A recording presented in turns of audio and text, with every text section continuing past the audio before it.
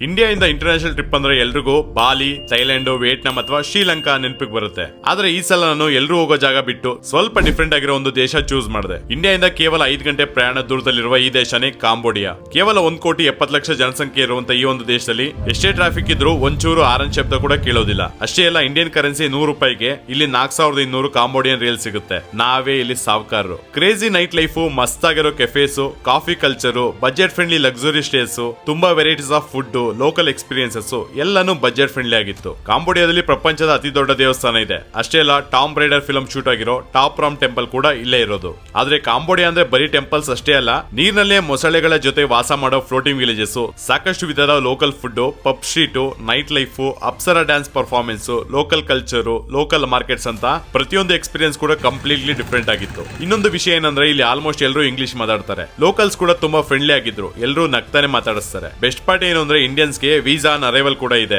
ಇಲ್ಲ ಅಂದ್ರೆ 3,000 ರೂಪಾಯಿ ಕೊಟ್ಟು ಈ ವೀಸಾ ಕೂಡ ಆನ್ಲೈನ್ ಅಲ್ಲಿ 5 ನಿಮಿಷಕ್ಕೆ ಅಪ್ಲೈ ಮಾಡಬಹುದು. ನಮ್ಮ ಕಲ್ಚರ್ಗೂ ಕಾಂಬೋಡಿಯನ್ಸ್ಗೂ ಒಂದು ಸ್ಪೆಷಲ್ ಕನೆಕ್ಷನ್ ಇದೆ. ಅಂಕೋರ್ ವಾಟ್ ಸೇರಿದಂತೆ ಹಲವು ಹಿಸ್ಟಾರಿಕ್ ಪ್ಲೇಸಸ್ ನ ನೋಡಿದ್ರೆ ಈ ಅನುಭವ ಇನ್ನೂ ಸ್ಪೆಷಲ್ ಆಗುತ್ತೆ. ನಿಜ ಹೇಳ್ಬೇಕು ಅಂದ್ರೆ ಇಲ್ಲಿ ಬಂದ್ಮೇಲೆ ಇಂಡಿಯನ್ಸ್ಗೆ ಮಿಲೇನಿಯಸ್ ಆಗಿರೋ ಫೀಲಿಂಗ್ ಬರೋದಂತೂ ಗ್ಯಾರಂಟಿ. ಸೇವ್ ಮಾಡಿಟ್ಕೊಳ್ಳಿ, ಇದು ಕಾಂಬೋಡಿಯಾ ನಮ್ಮ ಲೈಫ್ ಅಲ್ಲಿ ಒಂದ್ಸರಿ ಆದ್ರೂ ಎಕ್ಸ್ಪೀರಿಯನ್ಸ್ ಮಾಡಬೇಕಾದ ದೇಶ.